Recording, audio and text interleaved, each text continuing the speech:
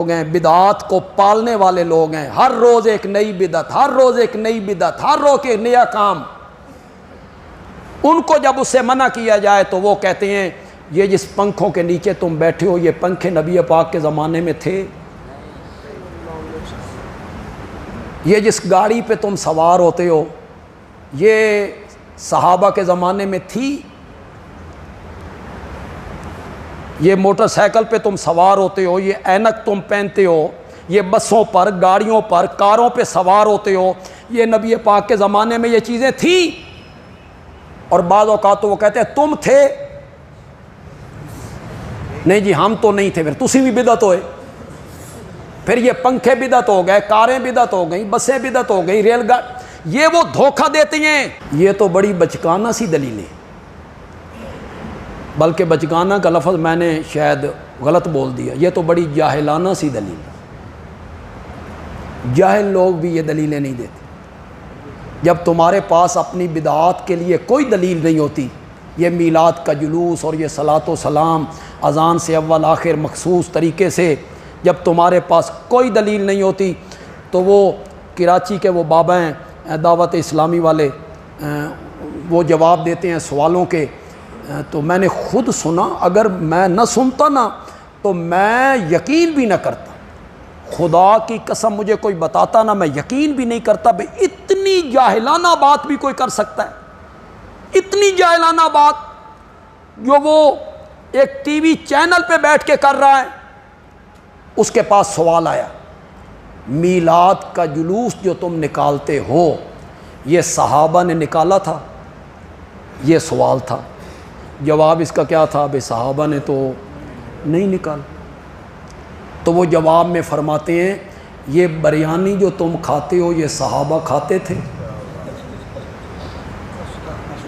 جواب سنو حضرت کا، یہ تم جو بریانی کھاتے ہو یہ صحابہ کھاتے تھے؟ یہ پنکھوں کے نیچے بیٹھتے ہو صحابہ بیٹھتے تھے؟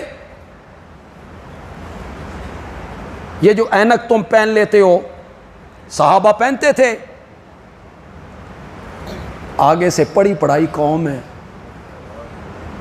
پتہ نہیں ان میں کوئی پڑھا لکھا ہے بھی کوئی نہیں، وہ آگے سے کہتے ہیں سبحان اللہ جی بڑی دلیل ہے جی، بڑی زبردست دلیل دے، صحابہ نے بریانی نہیں کھائی ہم کھا رہے ہیں تو یہ جائز ہے۔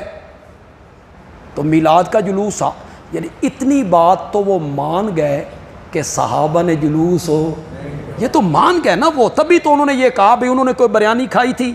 انہوں نے بریانی نہیں کھائی تم کھاتے ہو تو وہ جائز ہے۔ انہوں نے جلوس نہیں نکالا ہم بھی نکالتے ہیں تو یہ جائز ہے۔ میں واقعنٹ میں ایک دفعہ گیا، میں نے تقریر کی بدعت کے موضوع پر، تقریر بڑی مؤثر ہوئی، لوگوں پہ اثر انداز ہوئی، تو پھر انہوں نے مقابلے میں جلسہ کی، تو جو عالم وہاں تشریف لائے انہوں نے کہا یہ بندیالوی کہتا ہے کہ میلاد کا جلوس صحابہ نے نہیں نکالا، نبی پاک کے زمانے میں نہیں تھا، اس بندیالوی سے پوچھو یہ جو کار پہ سفر کرتا ہے یہ کار نبی پاک کے زمانے میں تھی؟ تو یہ کار بھی بدعت ہے، اینک کا پہننا بدعت ہے، موٹر سائیکل پہ چڑھنا بدعت ہے۔ یہ جس طرح ان بزرگوں نے کہا بریانی صحابہ نے تو نہیں کھائی تھی تو بریانی کھانا بھی بدعت ہوگا۔ پھر میں وہاں گیا، میں نے ان کی دلیل کا جواب دیا، کہو تو تمہیں بھی سناتا ہوں۔ پھر اس کے بعد وہ بولے نہیں، بابے تک بھی یہ بات میری پہنچے گی تو بابا بھی نہیں بولے گا، اس کے بعد بولنے کی کوئی گنجائش نہیں۔ میں نے کہا میں بھرے مجمع میں پورے عوام کے سامنے اعلان کرتا ہوں میں کار پر نیکی سمجھ کے سوار نہیں ہوتا، کار پہ سواری کرنا میری مجبوری ہے۔ سرگودا سے پنڈی جانا ہے تو میری مجبوری ہے، میں اینک نیکی سمجھ کے نہیں پہنتا، اینک کا پہننا میری مجبوری ہے۔ میں پنکھے کے نیچے دین سمجھ کے نہیں بیٹھتا، دین سمجھ کے نہیں بیٹھتا، پنکھے کے نیچے بیٹھنا میری مجبوری ہے۔ اگر آپ کا میلاد کا جلوس بھی کار پنکھے کی طرح ہے تو ایک دن آپ بھی جلسہ عام میں کہیں لوگو ہم میلاد کا جلوس دین سمجھ کے نہیں نکالتے، ہماری مجبوری ہے۔ کہو میں تو واضح طور پہ کہہ رہا ہوں، میں پنکھے کے نیچے دین سمجھ کے نہیں بیٹھتا، میں کار پہ سوار ہوتا ہوں دین سمجھ کے نہیں ہوتا، میں اینک پہنتا ہوں دین سمجھ کے نہیں پہنتا۔ یہ بھی کوئی بات ہوئی؟ اپنی بدعات کو پنکھے، کار، اینک کے ساتھ مثالیں دینے لگ گئے ہو۔ کوئی کم بھی دلیل ہے باہر لے کے آؤ۔ اپنی بدعات پر تمہارے پاس کوئی دلیل ہے تو باہر لائیے گا۔